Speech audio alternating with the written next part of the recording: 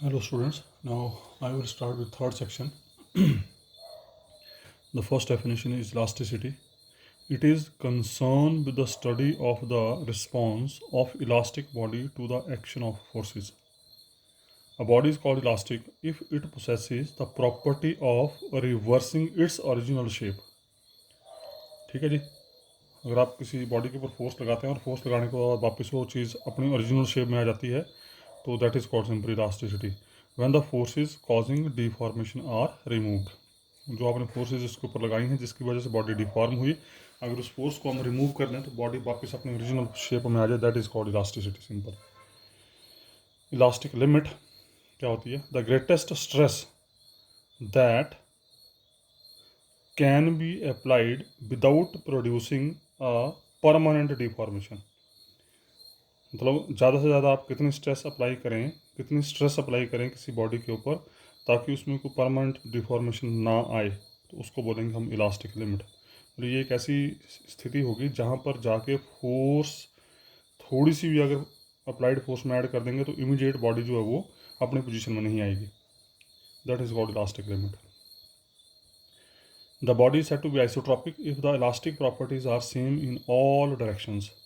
अगर इन तमाम डायरेक्शंस में, सभी डायरेक्शंस में अगर इलास्टिक प्रॉपर्टीज़ एक जैसी हैं, उसमें कोई फ़र्क नहीं पड़ रहा है, तो that body is known as isotropic. Tensile stress the elastic force developed per unit area when there is an increase in the length of rod।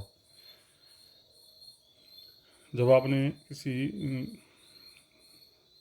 Body के ऊपर फोर्स अप्लाई की और आपको लग रहा है कि वो पर यूनिट एरिया जो इलास्टिक फोर्स डेवलप हो रही जिसकी वजह से रॉड की लेंथ में चेंज आई, मतलब आपने किसी रॉड के ऊपर फोर्स अप्लाई की और फोर्स अप्लाई करने के बाद आपको लग रहा है कि उसकी लेंथ में चेंज आई, तो वो जो चेंज जिस वजह से I that is called tensile stress. So now we are with third section and the first topic of third section is plane strain and this is the first article which is one of the very important article. और आपने अच्छे से understand करना है, it is very simple. Lengthy articles हैं but they are very simple. So first article, it is asked so many times in the paper. So what do you understand by plane strain? Plane आपको पता ही है, plane का मतलब between two coordinates, दो coordinate के बीच में जो डिस्कशन होती है that is plane. Discuss physical circumstances giving rise to the state of plane strain. उसका बोल रहा है कि इसके जो फिजिकल सर्कमस्टांसेस हैं वो बताने क्या होंगे। Illustrate it in the case of cylinder with the plane ends. उसके बाद बोल रहा है कि सिलेंडर की हेल्प से आपने इसको एक्सप्लेन करना है। And generate parallel to x three axis, मतलब एक ऐसा सिलेंडर लेना है जिसके एंड प्लेन्स हैं और उसका जो जनरेटर है that is parallel to x three axis. उस सिलेंडर का जो जनरेटर है वो एक्स थ्री एक्सिस के पैरेलल है, या ऐसे बोल सकते हैं कि एक्स थ्री एक्सिस खुद उस सिलेंडर के लिए जनरेटर का काम कर रहा है। और show that in plane strain problem the hydrostatic stress and dilation satisfies Laplace equation. अब ये चीज़ें हम बार बार पीछे स्टडी कर चुके हैं। हाइड्रोस्टैटिक स्ट्रेस एंड डायलेशन जो है वो लैपलेस इक्वेशन को सेटिस्फाई करते हैं। लैपलेस इक्वेशन को सेटिस्फाई करता है मतलब del square of that function must be equal to zero. Show that solution of plane strain depends upon the solution of Airy stress function. और एरे स्ट्रेस फंक्शन मैंने note form में आपको बताया भी होगा पहले बेसिक्स में, तो हालांकि ये अपने आप में एक बहुत बड़ा टॉपिक है, यहाँ पर सिर्फ हम इसको यूज़ कर रहे हैं। तो प्रूव करना है सॉल्यूशन ऑफ प्लेन स्ट्रेन जो है that depends upon the solution of Airy stress function. और show that solution of plane strain problem can be written in terms of biharmonic function. तो जो प्लेन स्ट्रेन का solution है, plane strain problem का जो solution है उसको हम बाई हार्मोनिक फंक्शन की टर्म में भी लिख सकते हैं। बाई हार्मोनिक का मतलब हुआ which satisfy of the equation type del four of function is equal to zero. So देखते हैं बारी बारी से, और हो सकता है कि आर्टिकल इस बार पेपर में 16 मार्क्स का स्ट्रेट वे आ जाए। So be careful. A body set to be, answer इसका, a body set to be in the state of plane deformation, याद करिए इसको, और plane strain parallel to x1 x2 plane if the displacement component u3 in displacement vector u equal to u1i plus u2j plus u3k vanishes and u1 comma u2 are functions of x1 x2 only, that is बोलने का मतलब ये हुआ कि कोई भी आपका state जो है वो प्लेन डिफॉर्मेशन या प्लेन स्ट्रेन कहलाएगी अगर वहाँ पर आपका थर्ड कंपोनेंट जीरो हो जाएगा। ठीक है, डिस्प्लेसमेंट का थर्ड कंपोनेंट जीरो हो जाएगा और पहला और दूसरा कंपोनेंट जो है they are function of x1 and x2 only. क्योंकि प्लेन की बात कर रहे हैं तो it is always in two components, two variables, either x1 x2 और x2 x3 और x3 x1। that is u is function of, sorry, u1 is function of x1 x2, u2 is function of x1 x2 and u3 is equal to 0. this is important here, मतलब x3 component exist नहीं करेगा यहाँ पे। उसका u vector is called array stress function. ये u जो है वो एरे स्ट्रेस फंक्शन कहलाएगा। ये u जो है ये u इसको बोलते हैं Airy stress function and is given as, ये आपको याद करना पड़ेगा। इसका बाकायदा प्रूफ है यहाँ पे जो कि आपके सिलेबस में नहीं है, लेकिन हम इसको यूज़ करेंगे। तो the relation for Airy stress function in terms of u is tau 1 equal to u comma 2 u comma 2। अब ये चीज़ें आपको पता है, tau 2 equal to u comma 1 मतलब u का डायरेक्टिव 2 बार with respect to x1, u का डायरेक्टिव 2 बार with respect to x2 and tau 1 equal to minus u comma 1 ये होता है एरे स्ट्रेस फंक्शन रोटेशन। उसके again we know stress strain relation is, ये भी आप डिराइव कर चुके हैं क्वेश्चन नंबर 34 में, question number 38। Tau i j equal to lambda nu delta i j plus 2 mu e i j. E i j होता है half u i comma j plus u j comma i, ये भी आप देख चुके हैं।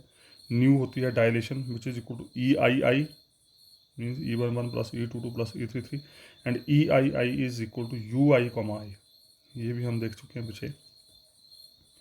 And with the help of this first equation now we will find tau 1 रखिए जरा। अब ये थोड़ा सा काम मैं आपको देता जाऊँगा साथ साथ में, मैथमेटिकल का वर्क है, कुछ भी नहीं है। टाउ 1 आई की जगह 1 जे की जगह 1, तो क्या बनेगा लैम्डा न्यू डेल्टा 1 हो गया 2 म्यू E11, तो लैम्डा न्यू डेल्टा 1 हो गया 2 म्यू E11 और न्यू की वैल्यू पुट कर दी मैंने E11 plus E22 because we are doing this problem in 2 dimensional space, so we have only 1 and 2 3 नहीं होगा यहाँ पे, x3 कंपोनेंट नहीं होगा।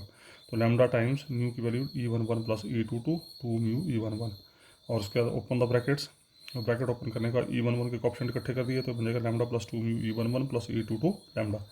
On the same lines tau 2 बन जाएगा लैम्डा प्लस 2 म्यू E11 की जगह आ गया E22 की जगह आ गया E11 और लास्ट में यहाँ से E12 लेंगे तो यहाँ डेल्टा 12 बनेगा, तो first term goes out, we left with 2 mu E12 simple.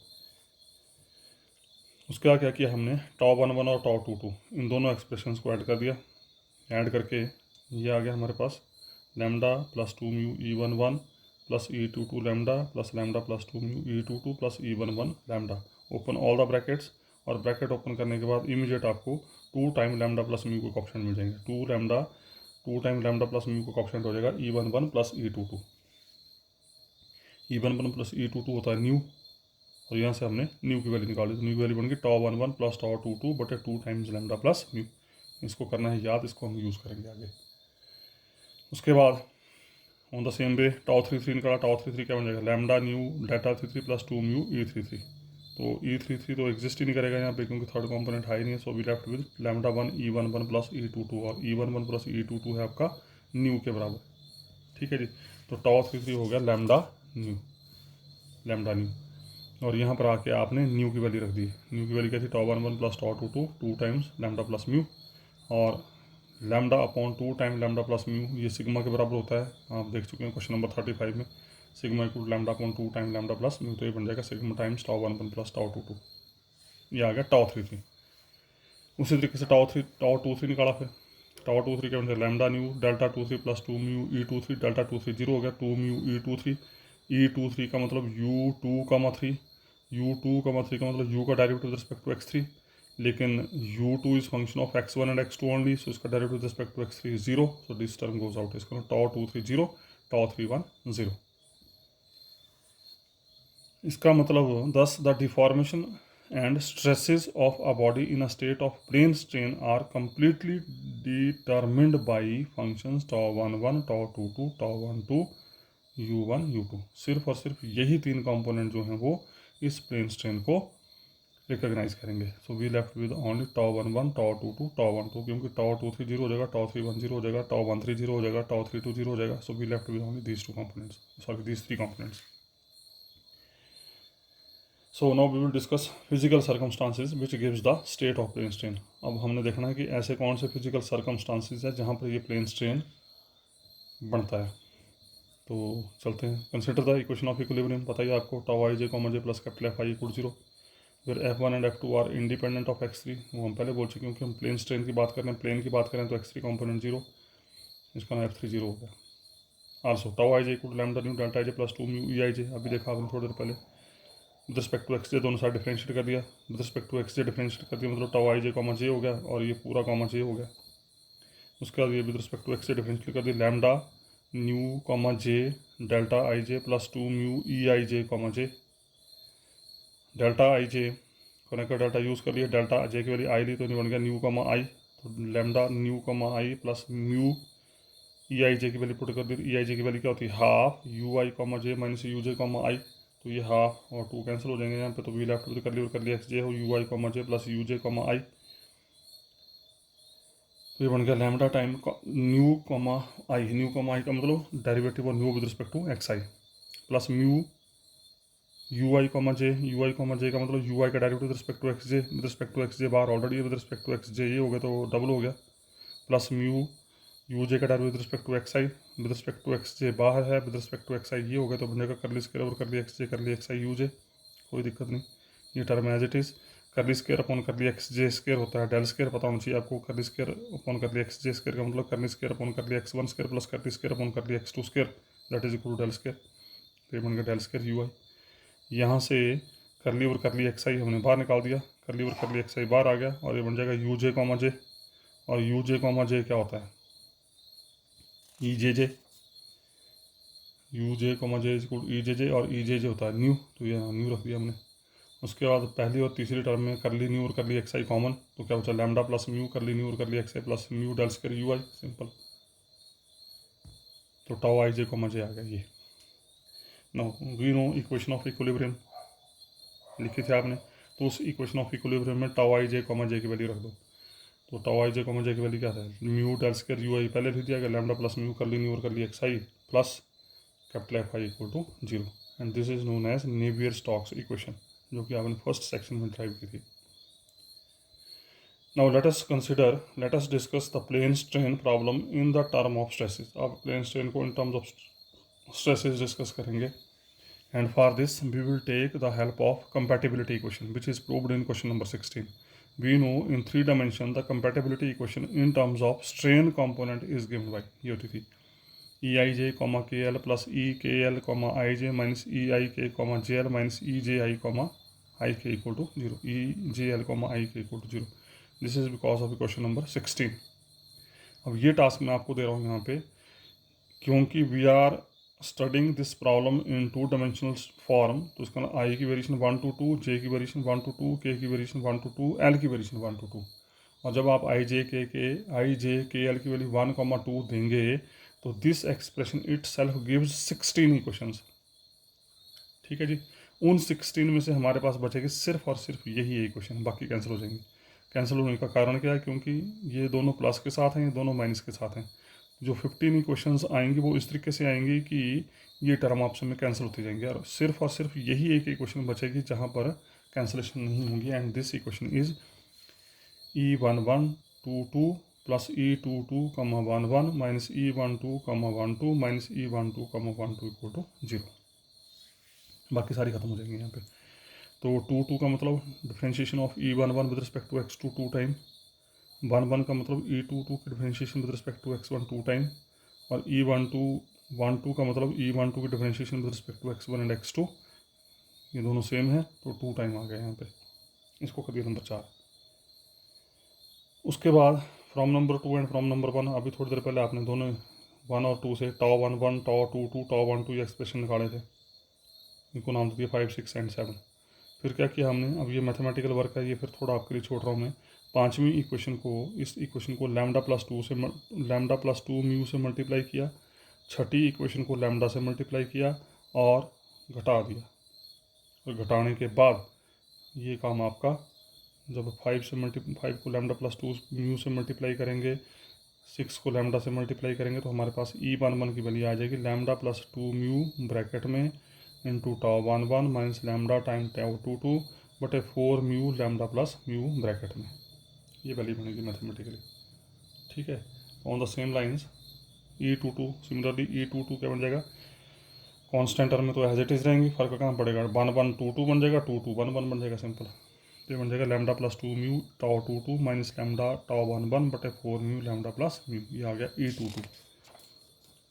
अब हमने क्या किया, इस E11 E22 और E12 की वैल्यू नंबर 7 से, E12 की वैल्यू नंबर 7 से उठाई और नंबर 4 में रख दी।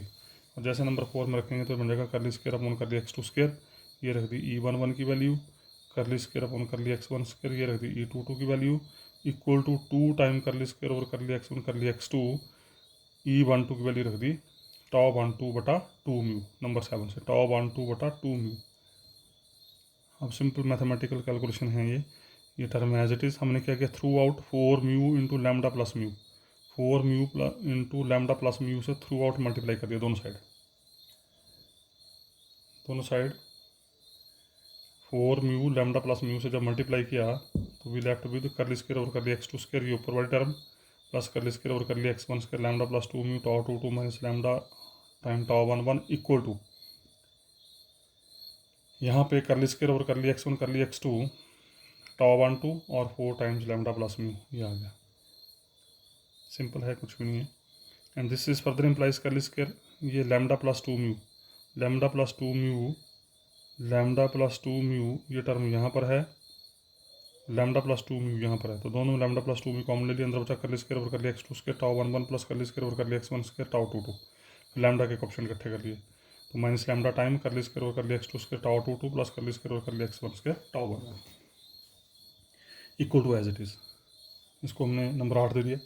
उसके बाद इक्वेशन ऑफ इक्विलिब्रियम लेके चले, tau i j comma j plus capital F i equal to 0 लेके चले, तो करली और curly x j of tau i j comma j का मतलब plus capital F i equal to 0, फिर आई की वैल्यू 1 फिक्स की और जे की वैल्यू 1 2 दे दी, आई की वैल्यू 1 फिक्स की, जे की वैल्यू 1 2 दी, तो ये एक्सप्रेशन बन गया करली और करली x1 टाउ 1 प्लस करली और curly x2 tau 1 equal to minus f1, फिर आई की वैल्यू 2 फिक्स की, जे की वैल्यू 1 2 दी, तो ये बन जाएगा करली और करली x1 टाउ 2 प्लस करली और curly x2 tau 2 equal to minus f2। पहले आई की वैल्यू 1 फिक्स की, जे की वैल्यू 1 2 दे दी, ये बन गया, फिर आई की वैल्यू 2 फिक्स की, जे की वैल्यू 1 2 दे दी, नंबर 10 बन गया। फिर क्या किया हमने, नंबर 9 को with respect to x1 differentiate किया, इसको इस एक्सप्रेशन को with respect to x1 differentiate किया, इसको with respect to x2 differentiate किया और दोनों को ऐड कर दिया। और ध्यान से करना, आर देखना जरा, इसको विद रिस्पेक्ट टू x1 की तो बन जाएगा करली स्क्वायर ओवर करली x1 स्क्वायर टाउ 1 यहाँ पर आएगा करली स्क्वायर ओवर करली x2 स्क्वायर टाउ 2 ठीक है। उसके बाद यहाँ बन जाएगा करली ओवर करली x1 करली x2, यहाँ पर भी बनेगा करली ओवर करली x1 करली x2, तो ये टाउ 1 ये टाउ 2 क्योंकि ये सिमेट्रिक होते हैं, टाउ 1 और टाउ 2 आपस में सिमेट्रिक होते हैं, तो बन जाएगा 2 टाइम करली स्क्वायर ओवर करली x1 curly x2 tau 1 equal to minus time कर लिया 1 बटे कर लिया x1 प्लस कर लिया 2 बटे कर लिया x2, सिंपल। उसके आगे कि हमने 2 टाइम कर ली स्क्वायर ओवर कर लिया x1 कर लिया x2 टाउ 1 2, इसको रखा इस साइड,